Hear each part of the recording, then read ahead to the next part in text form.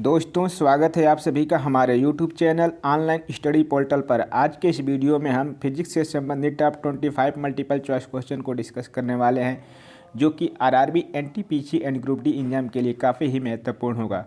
तो चलिए हम वीडियो को शुरू करते हैं। तो हमारा पहला प्रश्न है कि निम्न में से कौन सी सदिश राशि नहीं है। ऑप्शन ने दिया है संवेग, वेग, कोणीय वेग और द्रव्यमान। तो यहाँ जो द्रव्यमान है ये हमारा क्या है कि सदिश राशि नहीं है, तो इसका राइट आंसर है ऑप्शन नंबर डी। अगला प्रश्न देखते हैं कि अदिश राशि है ऊर्जा, बल आघूर्ण, संवेग, उपयुक्त सभी। तो इसमें जो ऊर्जा है, एनर्जी है, ये क्या है हमारी अदिश राशि है। अगला प्रश्न है कि निम्नलिखित में से कौन सी एक सदिश राशि है। ऑप्शन ए दिया है संवेग, बी दिया है दाब, सी दिया है ऊर्जा, डी दिया है कार्य। तो इसका जो राइट आंसर हो जाए ऑप्शन नंबर ए, संवेग एक क्या है कि सदिश राशि है। जितने भी क्वेश्चन है किसी न किसी परीक्षा में पूछे गए हैं तो ये काफ़ी ही महत्वपूर्ण हो जाता है। तो चलिए अगला प्रश्न देखते हैं कि निम्नलिखित में से कौन सी एक सदिश राशि नहीं है। ऑप्शन ए दिया है विस्थापन, बी दिया है वेग, डी दिया है बल और डी दिया है आयतन। तो इसका जो राइट आंसर हो जाएगा ऑप्शन नंबर डी हो जाएगा आयतन। आयतन एक क्या है हमारी अदिश राशि है, अदिश राशि है, जबकि ये सभी क्या है हमारी सदिश राशि। अगला है कि निम्नलिखित में से सदिश राशि है। ऑप्शन ए दिया है वेग, बी दिया है द्रव्यमान, सी दिया है समय और डी दिया है लंबाई। तो इसमें हमारा वेग क्या हो जाएगा कि सदिश राशि, जबकि द्रव्यमान, समय और लंबाई क्या है हमारे अदिश राशि हैं। अगला प्रश्न है कि निम्नलिखित में से कौन सा एक व्युत्पन्न परिमाण नहीं है। तो ऑप्शन ए दिया है घनत्व, बी दिया है आयतन, डी दिया है द्रव्यमान, सी और डी दिया है चाल। तो इसका जो राइट आंसर है ऑप्शन नंबर हमारा बी द्रव्यमान, जो एक डिराइव यूनिट नहीं है। नेक्स्ट क्वेश्चन देखते हैं कि त्वरण ज्ञात करने का सही सूत्र कौन सा है। तो इसका जो ऑप्शन दिया है ए कि ए बराबर v minus u upon t, B दिया है ए बराबर v plus v t, C दिया है ए बराबर u plus v upon t और डी दिया है v plus u upon two. तो इसका जो right answer option number A हो जाएगा हमारा ए बराबर v minus u upon t is the correct answer या formula for the finding the acceleration. Next question है कि संवेग और अगला प्रश्न है कि पदार्थ के संवेग और वेग के अनुपात से कौन सी भौतिक राशि प्राप्त की जाती है। तो इसका जो राइट आंसर हो जाएगा ऑप्शन नंबर सी द्रव्यमान। नेक्स्ट क्वेश्चन देखते हैं कि बीमा ML T/-2 किसके अनुरूप है, यानी ये जो दी हुई बीमा है ये किसका बीमा है।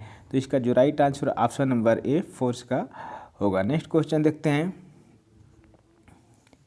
कि एक लड़की झूले पर बैठी स्थिति में झूला झूल रही है। उस लड़की के खड़े हो जाने पर दोलनों का आवर्तकाल यानी जो टाइम पीरियड है, यदि एक झूला पर एक लड़की बैठकर झूला झूल रही है, यदि वह खड़ी हो जाती है तो उसका जो टाइम पीरियड होगा झूला का वो क्या होगा, बढ़ेगा कि घटेगा। तो पहला ऑप्शन दिया है कम हो जाएगा, बी दिया है अधिक हो जाएगा, सी दिया है लड़की के ऊंचाई पर निर्भर करेगा और डी दिया है अपरिवर्तित रहेगा। तो इसका जो राइट आंसर है ऑप्शन नंबर ए कम हो जाएगा। नेक्स्ट क्वेश्चन देखते हैं कि घूर्णन करती एक गोल मेज पर अचानक एक लड़का आकर बैठ जाता है, मेज के कोणीय वेग पर क्या प्रभाव पड़ेगा। ऑप्शन ए दिया है कम हो जाएगा, बी दिया है बढ़ जाएगा, सी दिया है उतना ही रहेगा और डी दिया है कुछ भी नहीं होगा। तो इसका जो right answer option number A कम हो जाएगा। नेक्स्ट क्वेश्चन देखते हैं कि यदि किसी चलती हुई वस्तु के वेग को दोगुना कर दिया जाए तो उसका ऑप्शन ए दिया है त्वरण दोगुना हो जाएगा, बी दिया है गतिज ऊर्जा दोगुनी हो जाएगी, सी दिया है गतिज ऊर्जा 4 गुनी हो जाएगी और डी दिया है भार दोगुना हो जाएगा। तो इसका जो right answer option number C kinetic energy क्या हो जाएगी 4 गुना हो जाएगी। नेक्स्ट क्वेश्चन देखते हैं कि किसी पिंड के द्रव्यमान तथा भार में अंतर होता है क्योंकि द्रव्यमान परिवर्तित होता है। पहला ऑप्शन है कि द्रव्यमान परिवर्तनीय होता है जबकि भार स्थिर होता है, बी दिया द्रव्यमान स्थिर होता है जबकि भार परिवर्तन होता है, डी दोनों सत्य है और डी दोनों गलत है। तो इसका जो right answer option number B द्रव्यमान स्थिर होता है जबकि हमारा भार परिवर्तनशील होता है, क्योंकि हमारा भार जी पे डिपेंड करता है। नेक्स्ट क्वेश्चन देखते हैं कि किसी भी स्थिर या गतिशील वस्तु की स्थिति और दिशा में यदि किसी भी स्थिर या गतिशील वस्तु की स्थिति और दिशा में तब तक कोई परिवर्तन नहीं हो जब तक उस पर कोई बाहरी बल सक्रिय नहीं हो या न्यूटन का गति विषयक प्रथम नियम है, न्यूटन का गति विषयक सेकंड नियम है, न्यूटन का गति विषयक तृतीय नियम है, या गैलीलियो का प्रथम नियम है। तो इसका जो राइट आंसर हो जाएगा ऑप्शन नंबर हमारा क्या हो जाएगा कि ए हो जाएगा, न्यूटन का गति विषयक प्रथम नियम है। अगला प्रश्न देखते हैं कि किसी असंतुलित बल द्वारा किसी पिंड पर उत्पन्न त्वरण, ऑप्शन ए दिया है कि बल के व्युत्क्रमानुपाती होता है, बी बल के अनुक्रमानुपाती होता है, सी बल के प्रभाव से स्वतंत्र होता है, और डी शून्य होता है। तो इसका जो राइट आंसर हो जाएगा ऑप्शन नंबर बी, बल के अनुक्रमानुपाती होता है। अगला प्रश्न देखते हैं कि न्यूटन के गति के तीसरे नियम के अनुसार क्रिया तथा प्रतिक्रिया में संबंध बल,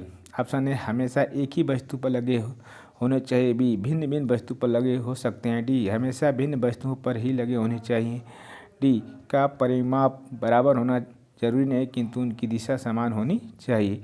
तो इसका जो राइट आंसर है ऑप्शन नंबर ए हो जाएगा, माफ़ कीजिएगा, इसका जो right answer option number C हो जाएगा, हमेशा भिन्न भिन्न वस्तुओं पर ही होने चाहिए। ऑप्शन अगला क्वेश्चन देखते हैं कि किसी क्रिया के बराबर और विपरीत दिशा में एक प्रतिक्रिया होती है, या ऑप्शन ए न्यूटन का गति विषयक प्रथम नियम, न्यूटन का सेकेंड नियम, न्यूटन का थर्ड नियम, या उपयुक्त में से कोई नहीं। तो इसका जो right answer option number C, Newton का थर्ड नियम होता है। अगला प्रश्न है कि जब मैं जल में तैरना न्यूटन के गति के किस नियम का कारण संभव है। तो ऑप्शन ए दिया है प्रथम नियम, बी दिया है द्वितीय नियम, सी दिया है तृतीय नियम, और डी दिया है उपयुक्त सभी। तो इसका जो राइट आंसर ऑप्शन नंबर हमारा क्या हो जाएगा, सी हो जाएगा, तृतीय नियम।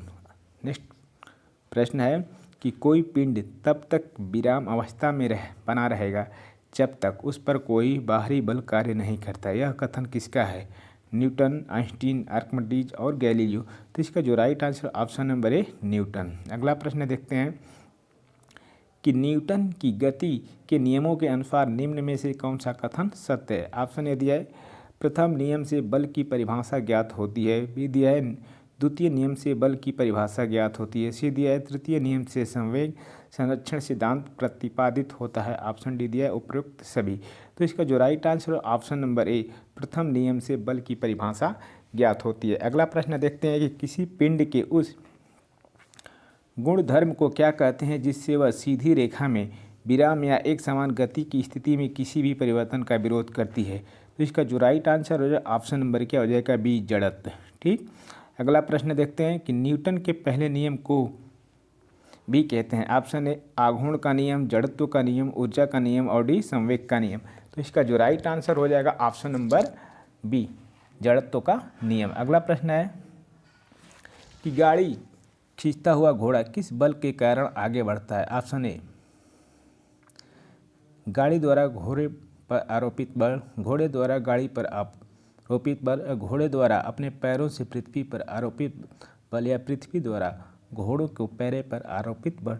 तो इसका जो राइट आंसर हो जाएगा ऑप्शन नंबर डी, पृथ्वी द्वारा घोड़ों के पैरों पर आरोपित बल के द्वारा क्या होता है कि घोड़ा गाड़ी को आगे खींचता हुआ ले जाता है। अगला प्रश्न देखते हैं कि चलती हुई बस में जब अचानक ब्रेक लगती है तो उनमें बैठे हुए यात्री आगे की दिशा में गिरते हैं।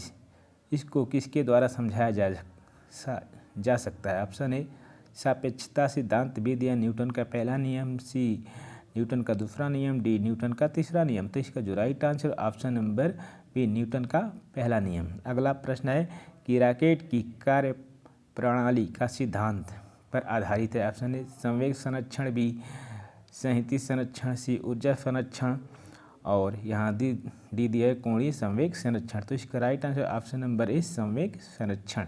नेक्स्ट क्वेश्चन देखते हैं, अश्व यदि एकाएक चलना आरंभ कर दे तो अश्वारोही के गिरने की आशंका का कारण है। ऑप्शन ए जड़त्व, आघूर्ण, बी द्रव्यमान का संरक्षण नियम, सी विश्राम जड़त्व, डी गति का तीसरा नियम। तो इसका जो राइट आंसर हो जाएगा ऑप्शन नंबर सी हो जाएगा, विश्राम जड़त्व।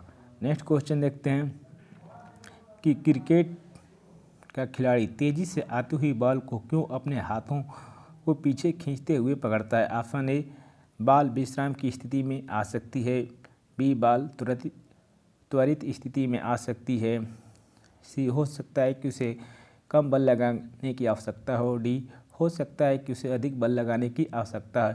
तो इसका जो राइट आंसर है ऑप्शन नंबर ए, बाल विश्राम की स्थिति में आ सकती है। तो दोस्तों आज के इस वीडियो में बस इतना ही।